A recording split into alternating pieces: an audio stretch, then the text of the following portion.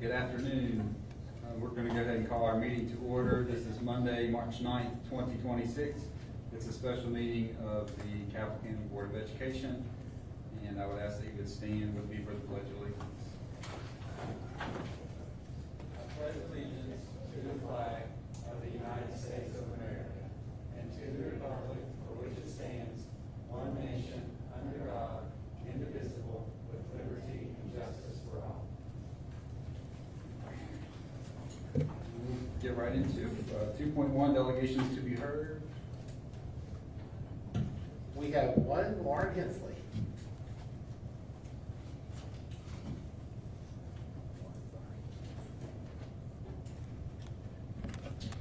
Good evening, Superintendent Hardesty and members of the board. My name is Lauren Hensley and I live down on First Avenue in Highland. I want to take a moment tonight to express my appreciation for the transparency that was demonstrated during your last meeting as you began discussing the process for selecting the next superintendent. As a member of the community and someone who cares deeply about our school system, it was incredibly encouraging to watch that conversation unfold. When Ms. Childers recommended that the discussion begin in public session rather than immediately moving into executive session, it allowed the community to hear the board's thinking and along with the seriousness with which you guys are approaching this important decision. The discussion that followed was one of the most transparent and thoughtful exchanges I have heard from this board in many years. It was refreshing to hear members openly talk through the process, the responsibility that you carry in selecting the next superintendent, and the importance of not rushing such a significant decision into a short private conversation. I believe conversations like this about the process, the reasoning behind decisions, and how you plan to handle important situations are exactly the kinds of discussions that the public wants and needs to hear happening openly. While the community understands that certain personnel details must remain confidential, hearing the board's thought process and the care that you put into these decisions builds trust and confidence in the work that you are doing.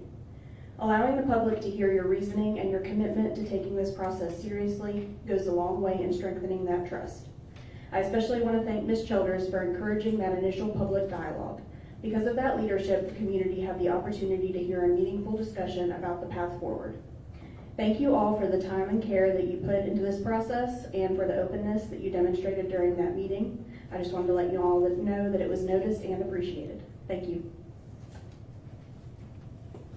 That concludes delegations. Okay, we'll move on to 3.1, consideration and possible action to appoint a person to serve as superintendent of schools beginning July 1st, 2026 for a term of not less than 1 or more than 4 years. And I'll open it up for discussion or a motion.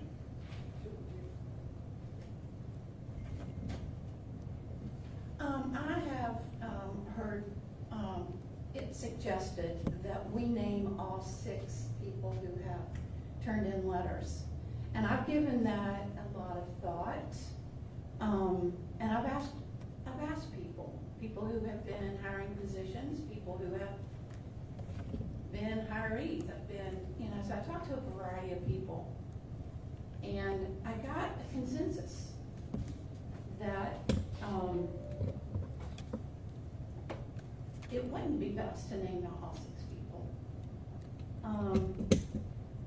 And that's how I feel. I don't think, I think that what I would like to see is that we talk about what kinds of things we want to consider in the person that we choose. I want to talk about that openly. And I don't know that we need to do that now. Maybe we can do that after we go in and talk privately about the applicants, what we see, how we want to narrow down the number of people, and what exactly what we expect from them. So I am open to going into executive session, talking about what I just talked about, and then come out and give the names of the people that we are going to interview and have complete an application, and talk openly about what we're considering in an applicant. Those are my thoughts.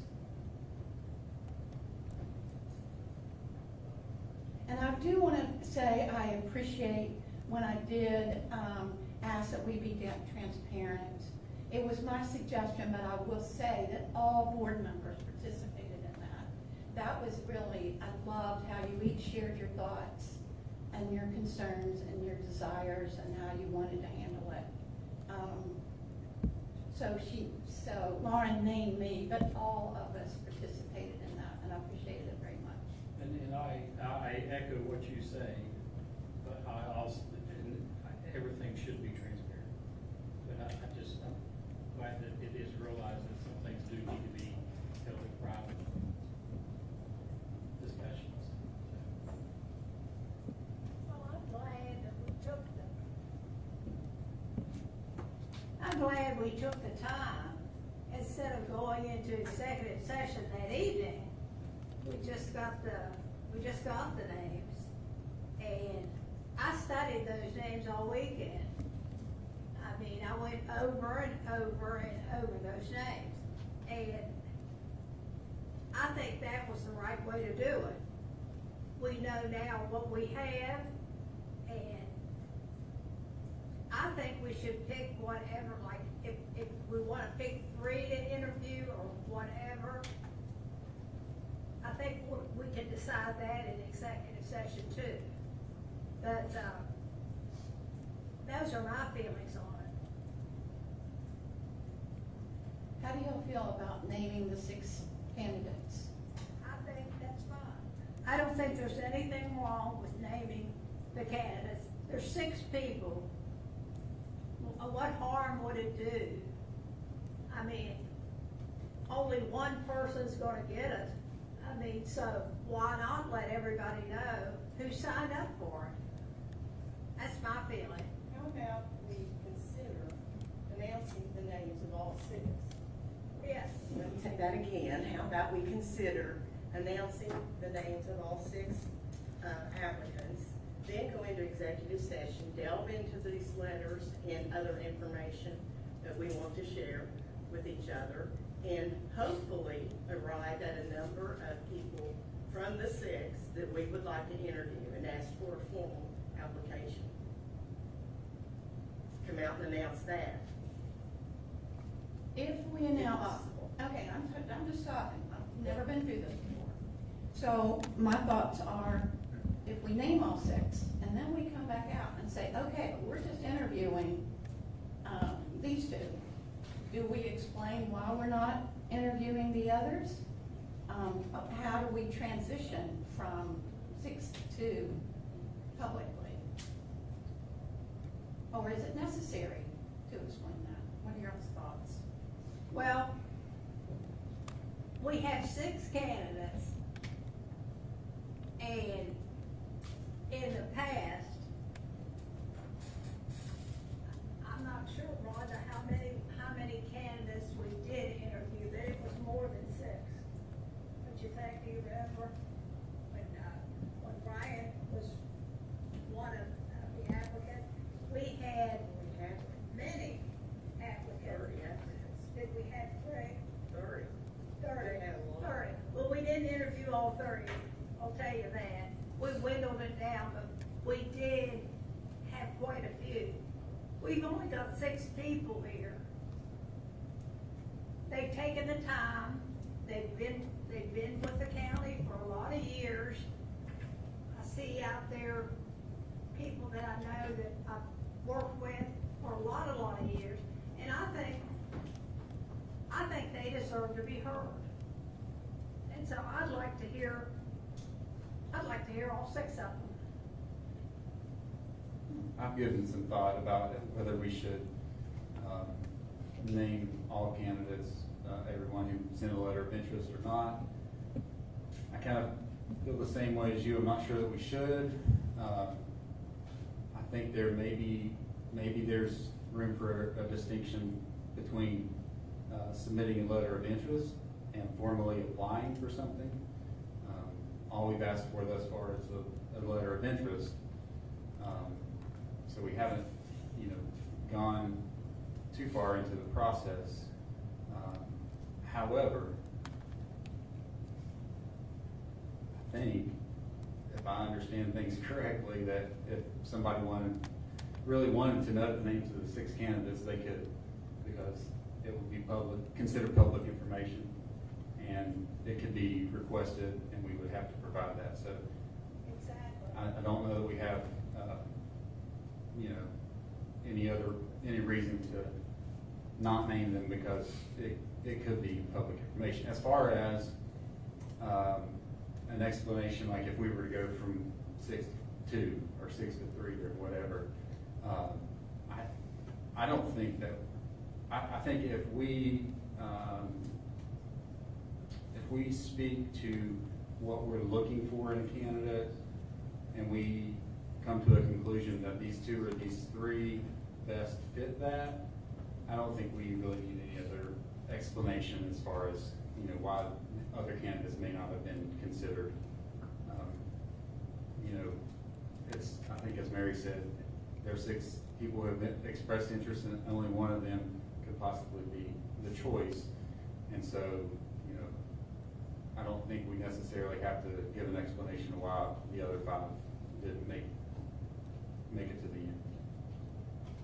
So you just said, if we consider what we're looking for in a candidate and we narrow it down, but do we make that public, what we were looking for in a candidate? Sure. I mean, I don't have no qualms about saying, the types of things, the look fors that I have kind of spelled out as I was considering, what we're going through. And I can run that list out, so I'll pull this out. Competence, looking for somebody that has foundational knowledge of the full scope of district operations, including fiscal management, data-driven decision-making. I'm looking for someone who has very high character, a career-long demonstration of integrity, resilience, and ethical, transparent behavior. Someone who shows commitment, someone who's been committed to the success of Cabell County Schools and the students that we serve here. Someone who has a student-centered focus and unwavering commitment to the outcomes, because after all, that's our primary objective, is to make sure that our students are doing well. Instructional leadership. As a superintendent, you need to have a deep understanding of curriculum and teaching practices. And then strategic vision. So we have to set and execute long-term goals. We have to be thinking, forward-thinking into the future. And I think that's really critical, especially right now, with a lot of unknowns as far as how things are going with public education in our state. And then communication and collaboration. That you need to have clear transparency with stakeholders and the ability to empower staff and build trust. So those are kind of really the key qualities to look for that I came up with as I was, and this was in a packet that I gave you all 2 meetings ago, I think. So, I mean, I think those are kind of the basis of what we would be looking for in an ideal candidate, such as Tim Hart. Yeah. I would add a couple of things that probably overlap with what you're talking about, but 2 that come to mind in addition to those are, 1 has an exceptional history with interpersonal skills with staff, whether they were co-workers or people they supervised. This extraordinary ability to work with people and have a good relationship with individuals. That's just so gigantic. And another thing, has the capability to come up with ideas or work with people that have ideas on promoting Cabell County schools. We have to sell our schools. And the new person has to be at the forefront of making that happen. I would add those 2. And that was just a list I can pass. So obviously, there's definitely going to be input from all 5 of us. as to what the board is looking for. Well, I agree with everything said, but I don't see how our next step is not to go into executive session and discuss these. If I can make a motion. I mean, I think we have to. I think so too. I mean, we can, if we're all on the same page, and I think at this point it's time to go in and talk. I think it's time to go ahead and discuss these 6 people and applicants, we can go from there. I move that we go into executive session I'll to second. discuss the 6 candidates. Okay. We have a motion and a second. All in favor of going into executive session for a personnel matter, please signify by saying aye. Aye. Any opposed? Hearing none, motion carries. We are in executive session.